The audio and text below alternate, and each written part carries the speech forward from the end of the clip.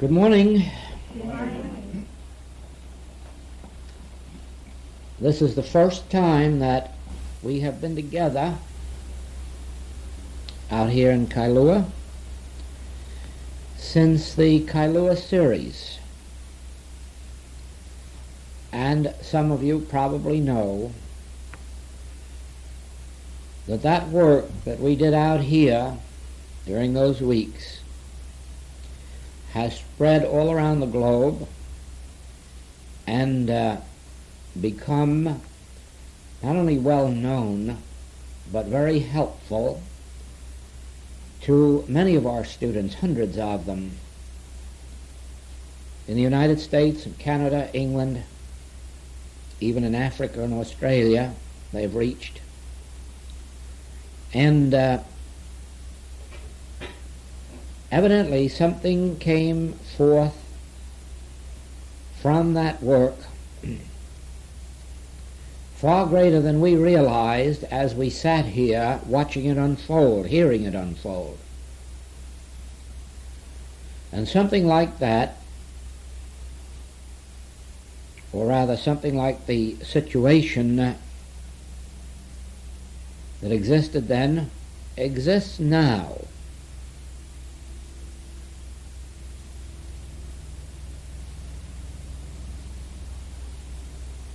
As you know, I am not personally inclined toward the teaching work. I try to avoid it wherever and whenever I can. I keep away from as many classes as I can.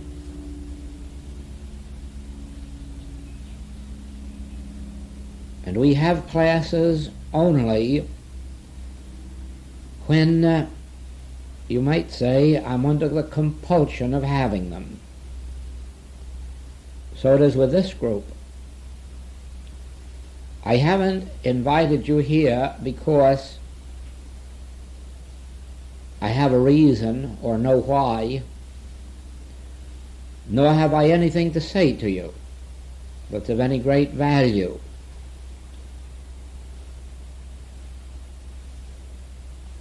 This group has evolved like the Kailua group, the first Kailua group evolved. I guess like Topsy, it just growed.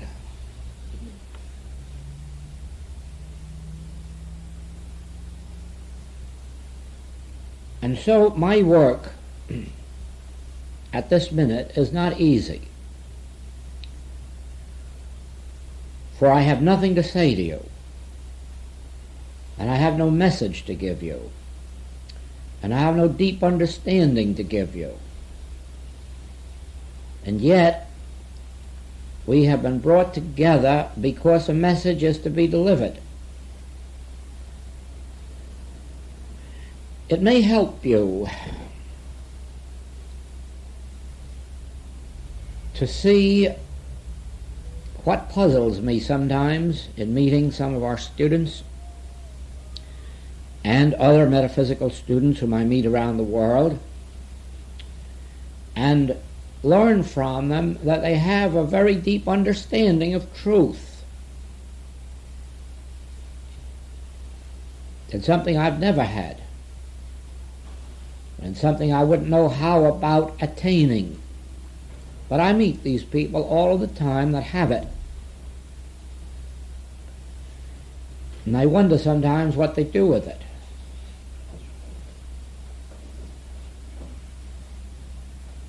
The function of the infinite way isn't to confer on anybody a great understanding of truth.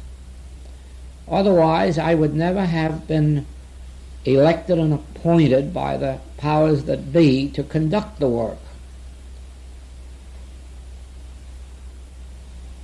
Every class that has been conducted has been on the same basis as we are here this morning, without any knowledge on my part of what was to come through. I had no understanding. I had no depth of wisdom that I was going to teach or impart. I was under orders, and there I went before the class, and in each case, whatever it was that came out, and you now have it in book form and on tapes. This very much is the infinite way approach to life and to truth. To hold ourselves empty of knowledge and empty of understanding. Because to fill oneself with understanding and knowledge is virtually to rule God out. There's no room for God in a mind that's already filled with yesterday's manna and knowledge that's written in books. You have heard it said, knowledge is power. Well, since we don't want any power, we don't need any knowledge. And certainly we don't want any power. We don't want any power over each other. We don't want any power over the people of this world. We don't even want power over the devils. We don't want power over sin, disease, or death. It was one of the things the Master cautioned the disciples about. Don't say that you have power over the devil in my name. Just be grateful your names are written in heaven. That's the basis of the infinite way. We don't go around wielding power. We go around in a constant state of gratitude that our names are written in heaven, that in our true being, we're spiritual being. We may not at any given moment be manifesting the greatest degree of that.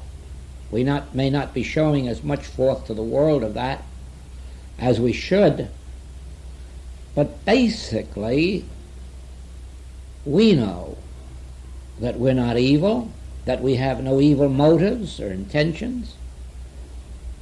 We know that we aren't even as human as we appear to be in our conduct. We know we're better than that. We know we're greater than that. At the moment, we haven't achieved the ability to be all that we really know we are. There isn't any one of us who isn't a far greater spiritual being than is showing forth. And the proof of that is that each day our life is a struggle to be less human and to be more spiritual in our mode of living, conduct, thinking, all the rest of it. In other words, inherently we know our true identity is Christhood. Actually, we know that we're not living up to that standard in our human experience. But we also know that the only reason we are on a spiritual path is because we know our spiritual identity and because we know we're not living up to that degree of our Christhood, and we seek through this means to accomplish it. Now, there is no great understanding, there's no great wisdom that is going to help you or me or any of our students accomplish this. Truth itself is very simple. Unless you become as a child, you'll never know truth, because it isn't given to the wise man to know truth. The things of God are foolishness with wise men, and all wise men are fools in the sight of God. Truth, if it is truth, is so simple that you can explain it to a child. And if you can't explain it to a child, be assured of this, it isn't truth. It's some man-made wisdom.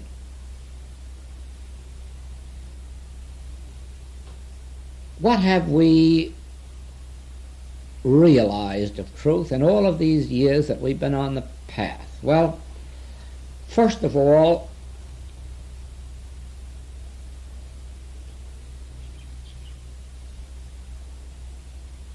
the years of demonstration have proven the truth of this Bible passage. Where the Spirit of the Lord is, there is liberty. Now, that's not a very profound truth. It doesn't take a learned man to grasp that.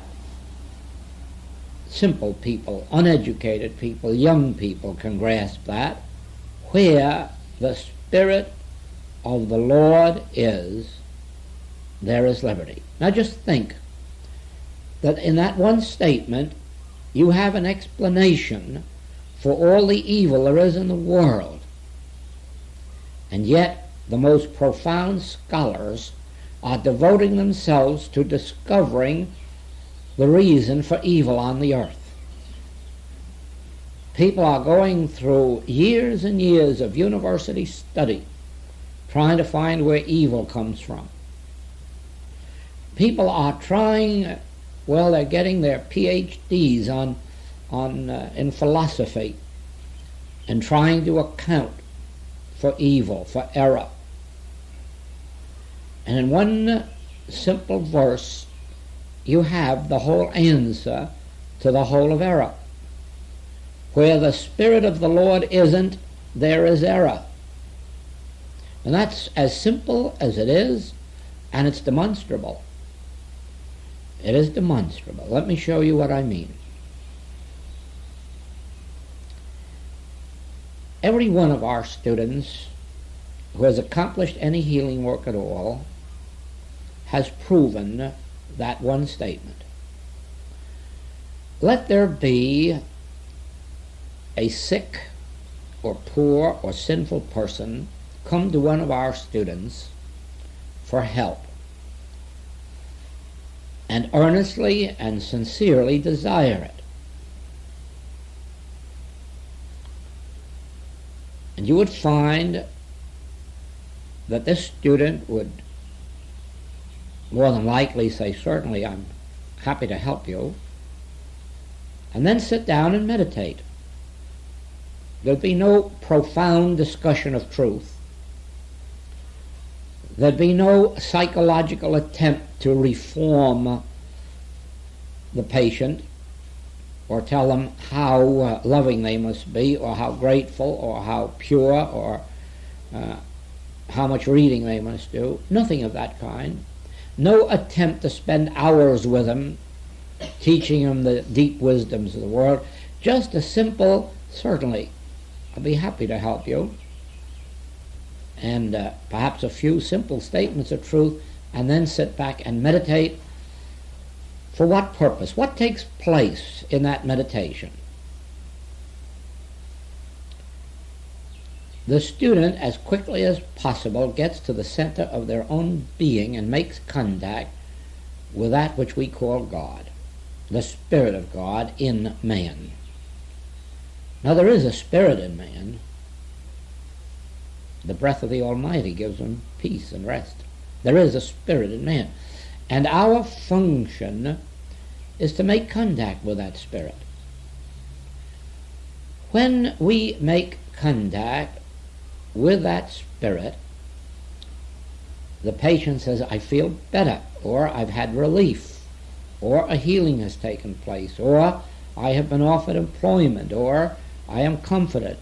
Something of a very positive nature happens as a direct result of that meditation. If a complete healing hasn't been achieved, our student just repeats the process as many times as they're called upon by the patient or student, until those meditations do their work. Now, the student of themselves has done nothing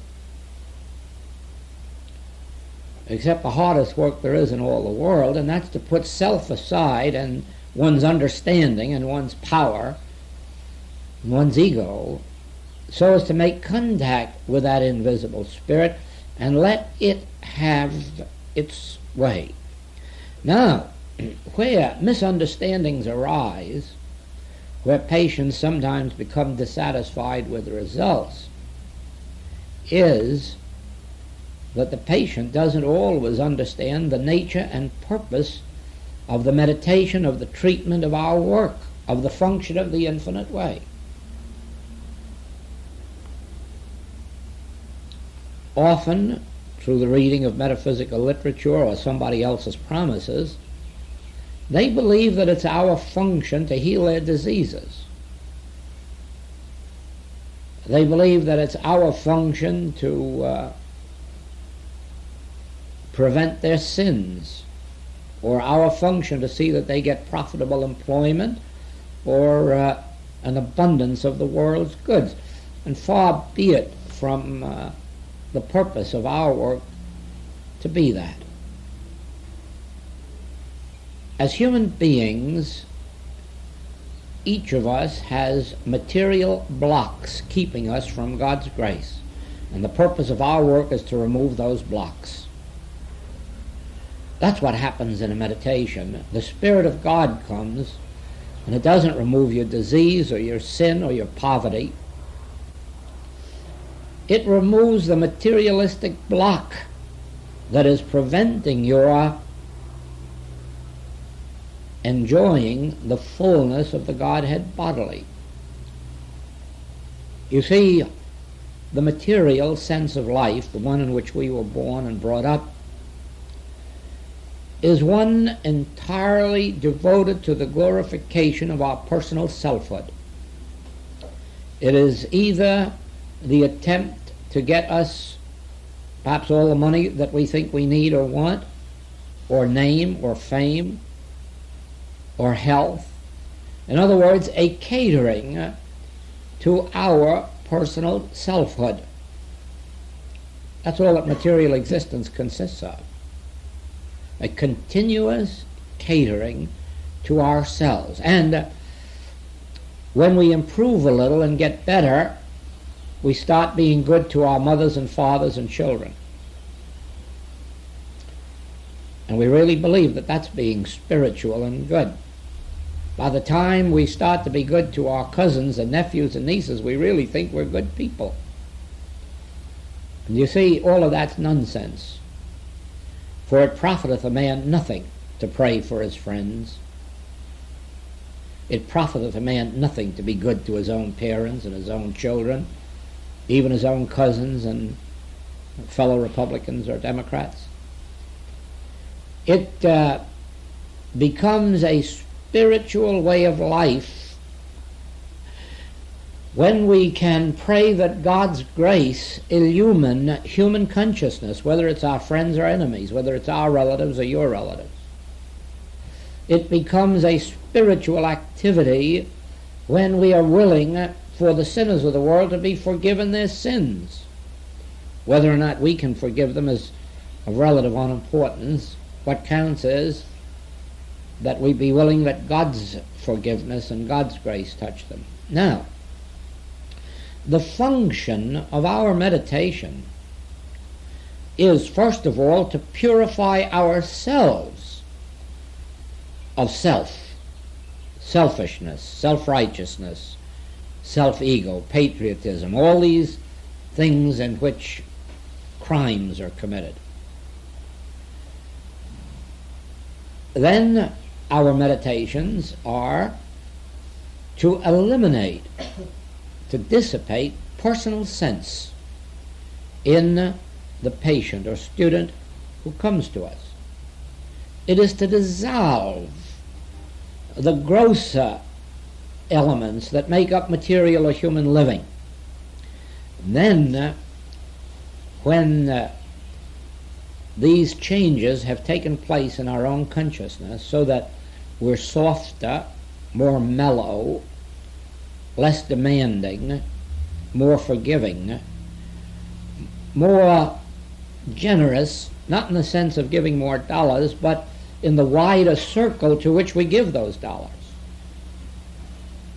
When those changes begin to take place in us, the sins of the body and the diseases of the body and the lacks of the body begin to disappear.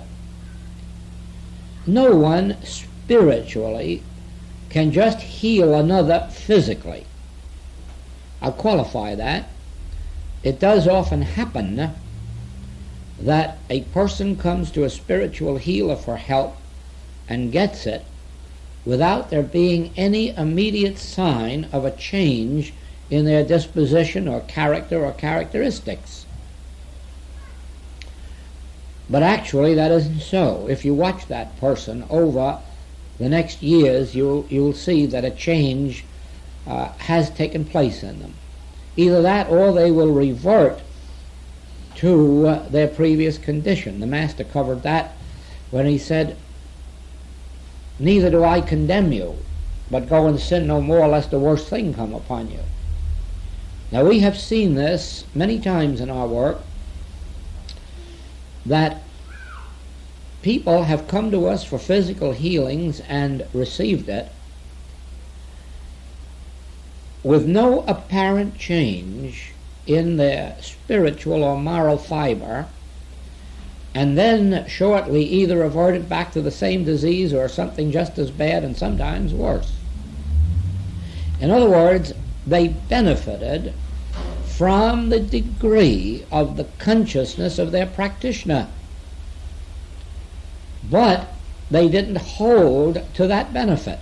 They went back to their grossness or materiality or selfishness and lapsed back into whatever the discords were. Because remember this was our basis this morning: where the Spirit of the Lord is, there is liberty. And so, if we, through our meditation, can bring to your consciousness the Spirit of the Lord will free you from material sense, from these forms of ego. Now, all forms of ego aren't humanly bad. Some of them are humanly very good, but they're spiritually destructive. It is, just for an example, you might take the subject of mother love, which sometimes is as destructive to the child as mother hate would be, because it isn't love at all. It's a human sense of love, very often, that would protect the child from all of the discords and inharmonies and trials and tribulations of life.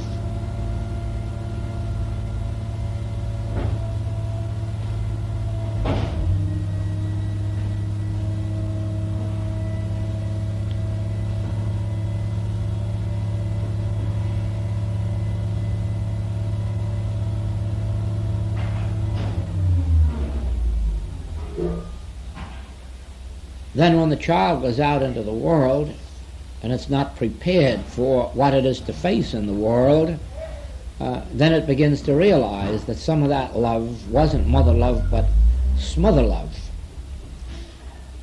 So it is in our experiences. I have witnessed it in the sending of a child to college and being sure that all its bills were paid and that it didn't have to work, didn't have to earn any part of it. And then the child became worthless, because when it came out it was just so accustomed to doing nothing that it continued on in that way. And here the parent thought they were making sacrifices for the child. What they were doing was sacrificing the child. Now, where the Spirit of the Lord is, there is liberty.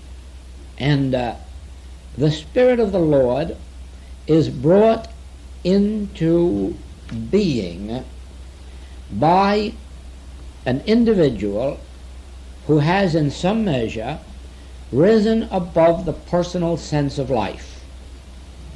That is, when an individual is no longer living for their own sakes. I mean by that to make money for themselves or for their families or for personal gain or for personal fame or for any personal reason, but has come to a state of consciousness when they are devoting themselves, even in a measure,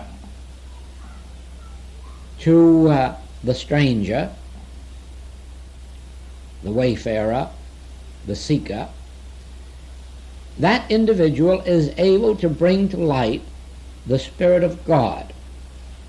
The greater the degree of their own rising above the personal sense of life, the greater degree of the Spirit of God that they bring into experience.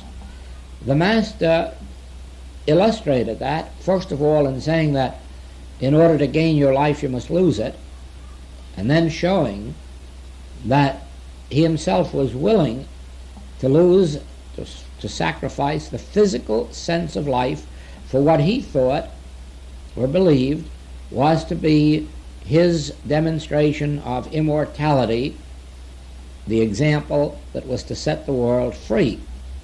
Now, it makes no difference whether he at that moment succeeded in convincing many people, or whether there have been many or few convinced since then.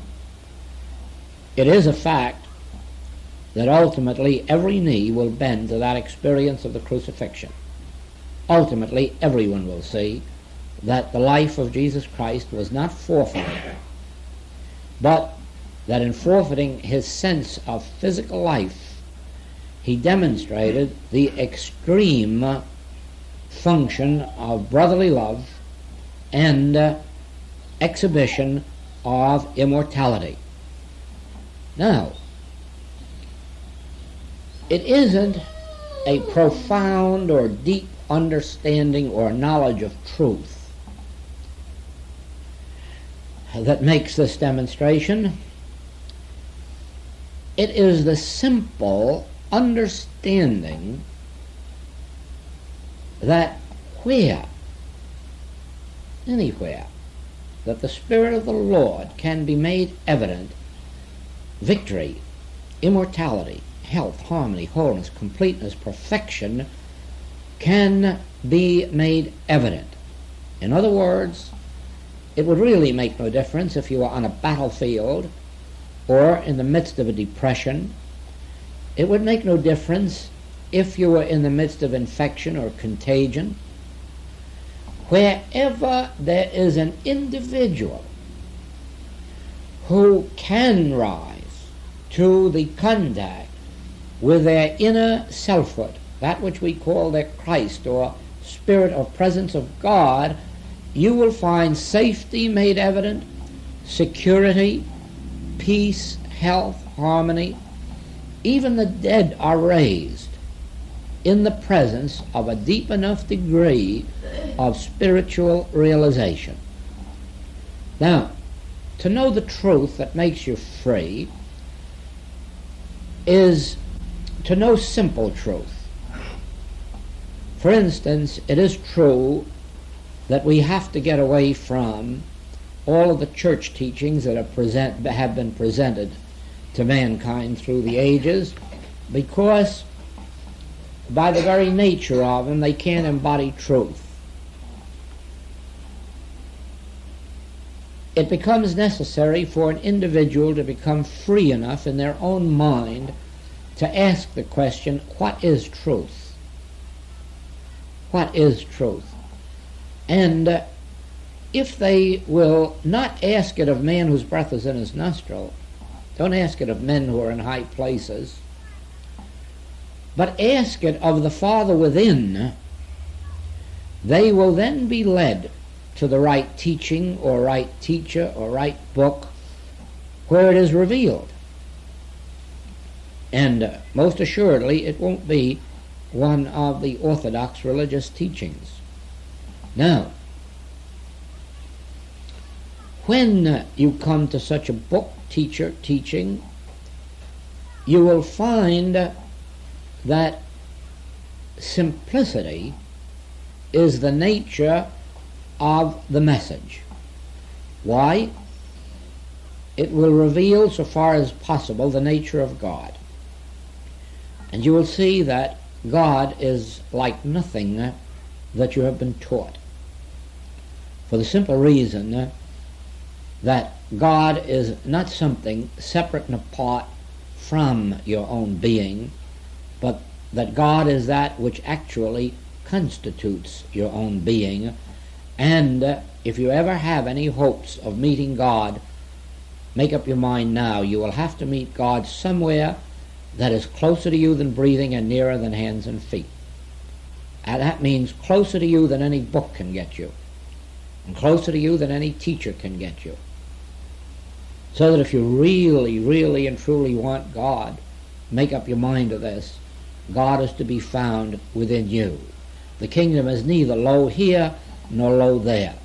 It isn't in explanations, and it isn't in answers to questions. The nature of God is such that it can't be defined by a human mind. It can be imparted in meditation, but it can be realized in meditation, but it can't be defined. That is why when John says God is love, you're left with the same mystery as before he said it, because you didn't know what God is, you don't know what love is, and so you don't know God as love. And the same thing, nobody has ever seen mind or spirit or soul. And so when you're told that God is a spirit, you don't know any more than you did before. Or when you're told God is soul. When you're told that God is the life of you, you don't know what it means. You not only haven't seen your own life, but if you went out in your garden and picked all the plants to pieces, you wouldn't see life there either. All you would see is the product of life, the result of life, the fruitage of life. And so it is to search around in the realm of the human mind to understand God is nonsense. But to be able to settle down within and realize that God isn't knowable by or to or through the human mind. It's a spirit that reveals itself within you, an awareness that reveals itself within you. Then from then on it becomes necessary to be patient, to learn to abide within yourself and let God reveal itself to you. There is no record that the Buddha was taught by anybody what God is, or that Jesus was taught by anybody what God is, or that Elijah was taught what God is, or that Moses was taught by any man what God is. To each of these people it was revealed within themselves what God is. And so it is with us. Nobody is going to reveal to us what God is. No. Putting down that God is life, truth, love, putting down that God is a spirit, that isn't telling you a bit what God is. It's just giving you a lot more words to memorize, words of which you have no knowledge. And so the safest thing to do is to accept the fact that you will be told by every true spiritual teacher that you must know God. To know Him aright is life eternal. Every true spiritual teacher will tell you that. You must know God. To know Him aright is life eternal. But each one will tell you the same thing. The kingdom of God is neither low here nor low there, but within you. And that is where you must come face to face with your God or your truth. And that's why there's nothing profound about truth. It's simple. Now, the moment you begin to believe that you know it, that is when you are allowing knowledge to usurp the place of God itself. And as to choosing between knowledge and God itself, take my word, take God. Now, in our unfoldment, which we call the message of the infinite way, you will notice that a great deal of attention is paid to the subject of the nature of error. Now, there's nothing deep, and there's nothing profound, and there's nothing mysterious about the teaching of the nature of error. But I will say this to you, it's necessary. Why is it necessary? Because regardless of what your approach has been to the religious life, regardless of what your background has been, you have accepted a universal belief that there are two powers, God and devil, or God and Satan, or good and evil, or immortal and mortal, and you have been told or taught that while actually God is the greater power and can do things to error, it very seldom does. That's why we go through a life of sin, disease, death, lack, limitation, wars. It isn't that God couldn't stop them, but God in his inscrutable wisdom doesn't. Which, if you're a thinker, is about as near pure nonsense as you can get. Be assured that if God is love, and if God had the power to stop sin, disease, death, lack, and limitation, there wouldn't be any on earth. Now, as a matter of fact, God is able to stop sin, disease, death, lack, and limitation, and God does in the life of everyone who realizes God and no one else. Where the Spirit of the Lord is, there is freedom.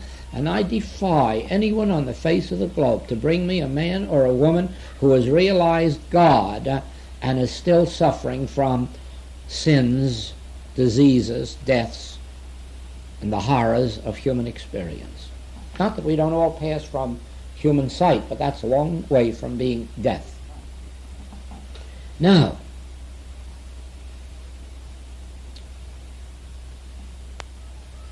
the reason that we have chapters in all of our writings and constant references to the nature of error is to serve as a constant reminder to you that you must gain a conviction of God as the only power. That's the reason for it. Error isn't something that we've learned how to fight or overcome in the infinite way. Error isn't something that we've learned how to battle and destroy. What we have learned about error in the infinite way is that it doesn't exist where the Spirit of the Lord is. That's what we've learned. That where an individual in their inner being achieves a realization of God's presence, the sin, the disease, the death, the poverty just disappears. The inharmonious human relationships disappear. Either those with whom we come in contact come into line in harmonious agreement with us, or if they are so adamant in their error, they're removed from our experience. And that's the end of them, so far as we are concerned. We don't interfere with their lives anymore, and they don't interfere with our lives anymore. Now,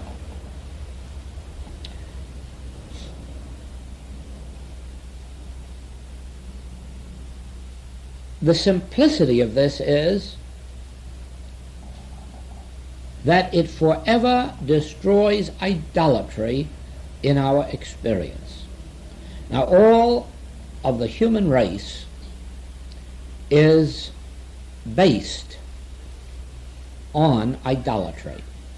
All the religions of the world are based on idolatry.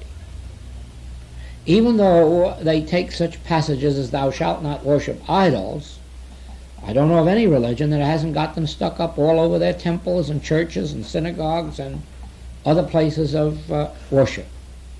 They've all got them. And when they're not worshiping them as that particular type of form, they are worshiping them as a mental image, like the devil or mortal mind or some other form of error that their God is supposed to do something to. That's idolatry.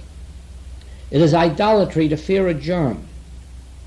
It is idolatry to fear infection or contagion. It is idolatry to believe that there is power in any person or anything, weather or climate. That's nothing but idolatry. It's setting up an image here and saying, "Oh, look what you can do to me." That isn't idolatry. What is? Sometimes you believe it can do good to you if it's one form of an image, and another time you think it can do harm to you. If it's a good piece of pure chocolate, it can do good to you, but if it's a whole pound of it, it can do harm to you. That's idolatry. And so it is.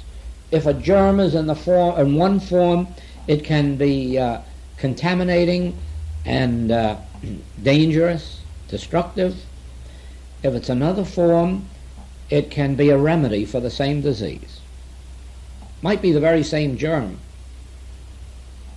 but it's a remedy for the same disease that in another form it was destructive. And I don't know where human ingenuity leaves off. But the point is this. In the human picture, that's all true. In the human picture, there is good and evil.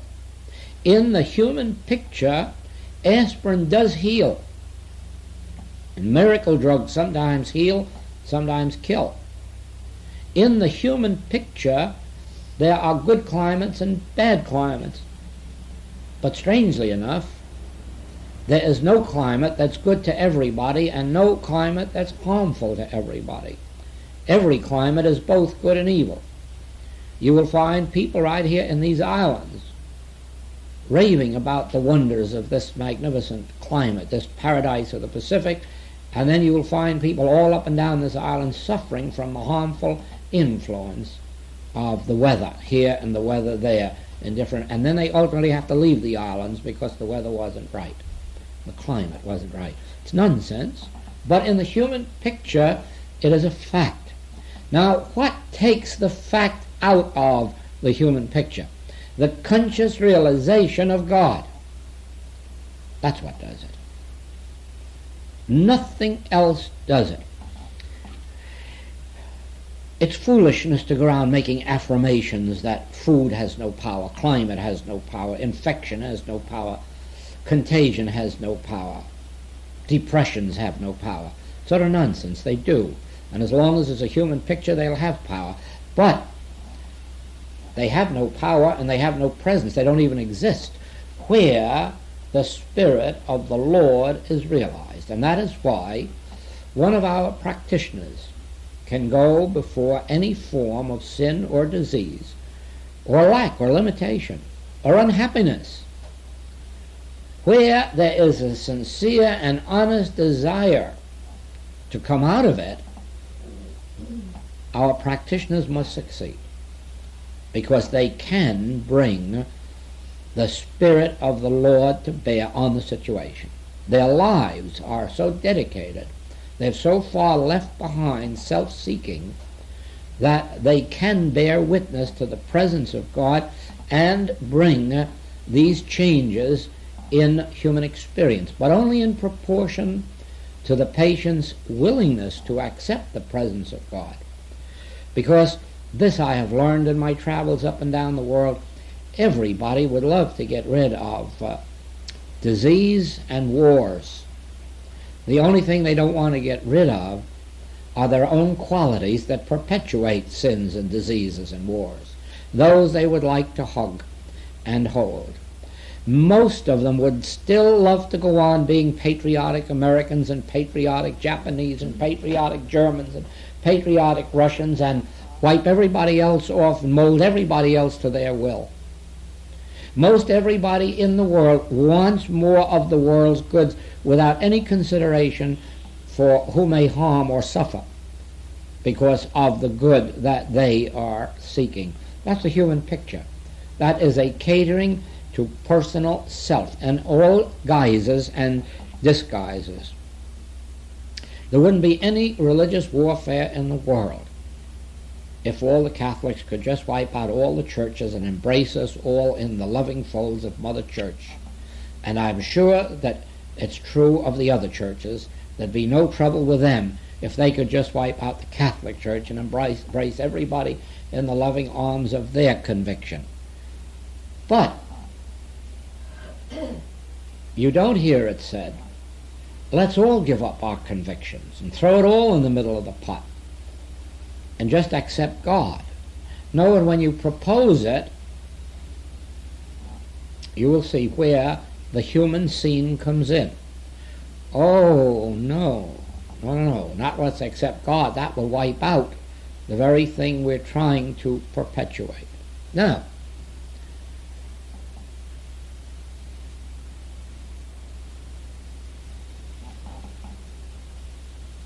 After you realize, if there is something within you that responds when I say to you that the kingdom of God's within you and must ultimately be experienced there, if there's something within you that agrees to that, you've accepted the first simple bit of truth that has been known all through the ages and which is just being repeated in the infinite way.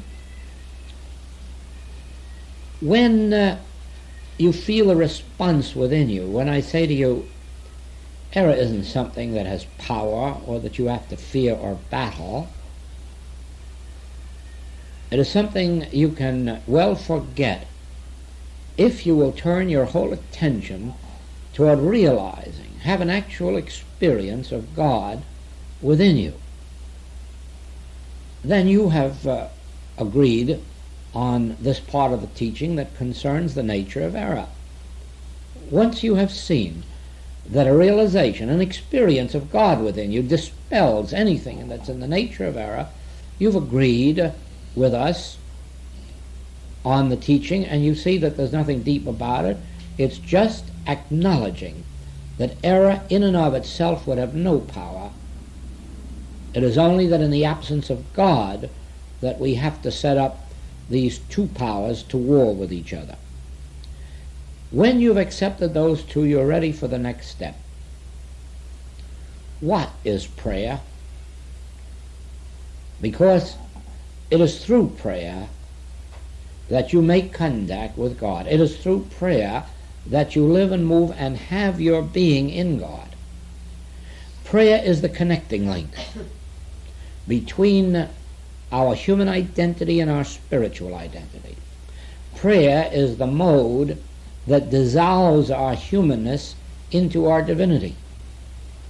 And so you come to the question, then, if prayer is the answer, what is prayer?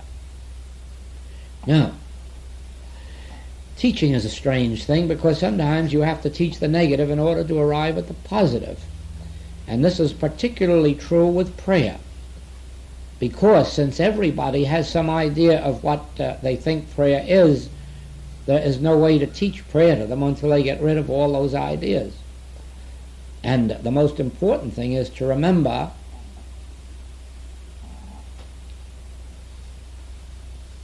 that prayer doesn't exist in any church teaching on earth. No prayers have ever been said in a church.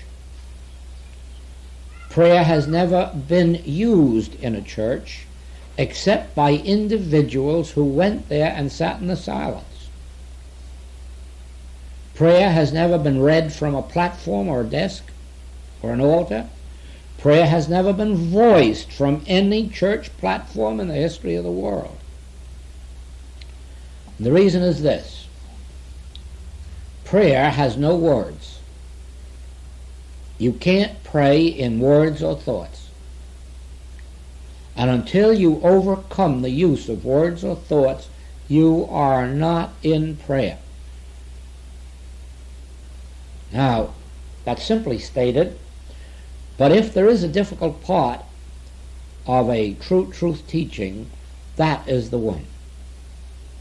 There is the difficulty to arrive at the ability to pray, which means to arrive at the ability to overcome the use of words and thoughts.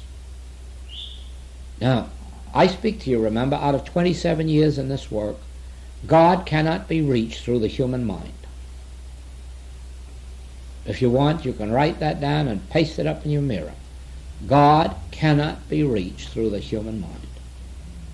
So regardless of how noble your thoughts, you are far from reaching God. You can't reach God with words. You can't reach God with thoughts. There are no thoughts so noble that they will get you into the kingdom of heaven. The human mind itself cannot be used as an entrance to God. God can use the human mind through which to reveal himself to you. God can impart himself to you in words and thoughts, but you can't use words and thoughts to reach God. God can use words and thoughts to reach you. You cannot use your mind to reach God, but God can reach your mind.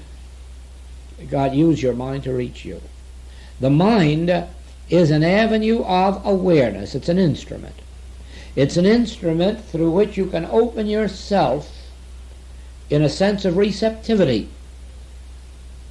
And then God can flow in, with or without words and thoughts, and impart itself to you. But you can't use words or thoughts to reach God. A state of receptivity is the attitude that you might use if you were trying to remember something that you'd forgotten, as if you were reaching back into some depth of you where you knew this forgotten thing was that you were trying to recall: address, telephone number, name. And the more you reach back, the more you reach into that place where it is, and then this thing that you've forgotten but which still was embedded within you would come to light again. Well, that is much the same as your attitude in prayer. An even better description would be the attitude of a composer settling down into quiet and peace and waiting for the inspiration to flow into him in the form of new melodies. Or an artist completing one work and having no idea of what was to be done next, who learned to be in the habit of peacefully resting and waiting.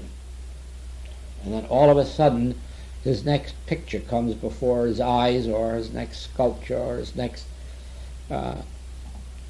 piece of architecture, or whatever it is that he's waiting for. It pops into him from the nowhere. If you get very analytical and try to understand it, you might learn from some psychologist that it comes from the subconscious. But since no psychologist has ever seen a subconsciousness or put their fingers on one, it's really a name given to something that they don't understand any more than we do when we say become receptive to the Spirit. Since we haven't seen or touched the Spirit, we don't know what it is. But we become receptive to it. So under any other name, remember, there is an infinite aspect to your nature into which you can reach, and out of which will come things that you do not humanly know. They can come as spiritual truths, or they can come as new music, they can come as new poems or stories or art, they can come as inventions, discoveries, ideas. Those achieve the greatest degree of success in life who have the greatest capacity for reaching back into that unknown area of themselves and letting it come through. And so with us. Prayer is actually opening ourselves to an inflow from where we say God, spirit, soul, consciousness. Actually, it's the depths of our own inner, unknown, infinite being. And we're reaching back to let it spring up into our awareness and tell us things that we never knew before. In other words, to impart itself, its presence, and its power to us. Let nobody doubt this, that God is infinite, omnipotent, omnipresent, eternal, immortal, indivisible. And because of this, where God is, there is nothing left of a destructive, injurious, finite nature. Therefore, the only getting that we have to do isn't deep understanding or a lot of knowledge out of books. The getting that we have to get is an awareness, a realization of that presence. For where it is, error just isn't. Discord evaporates into nothingness in the presence of this Spirit. Now, the 91st Psalm well says that 1,000 may fall at your left and 10,000 at your right, but it will not come nigh your dwelling place. If you live in this dwelling place, if you dwell in the secret place, in this place of inner grace,